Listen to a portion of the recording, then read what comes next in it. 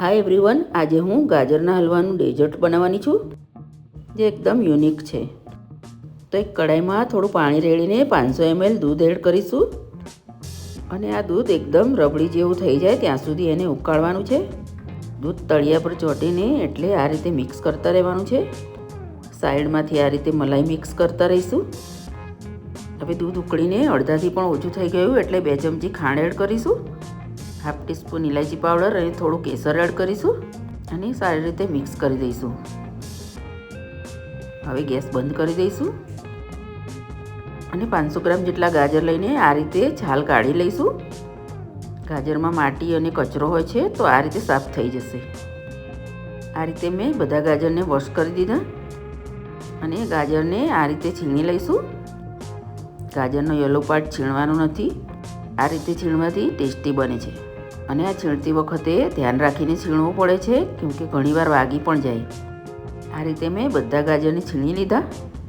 હવે બીજા એક પેનમાં 1 ચમચી જેટલું ઘી લઈશું અને થોડા કાજુ બદામ રોસ્ટ કરવાના છે અને એક બોલમાં લઈ લઈશું.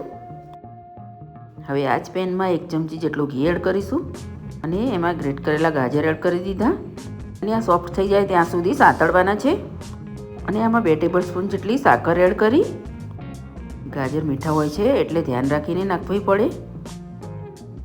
પછીથી મેં 1 ચમચી જેટલું બોરું એડ કર્યું હતું. આ રીતે મિક્સ કરતા રહેવાનું છે. હવે હલવો ડ્રાય થવા આવ્યો છે. હવે હલવો એકદમ ડ્રાય થઈ ગયો છે અને કાજુ બદામને થોડા અધકચરા પીસી લેવાના છે. હાફ કપ જેટલો માવો એડ કર્યો. આ મેં મિલ્ક પાવડરથી ઘરે જ બનાવ્યો હતો.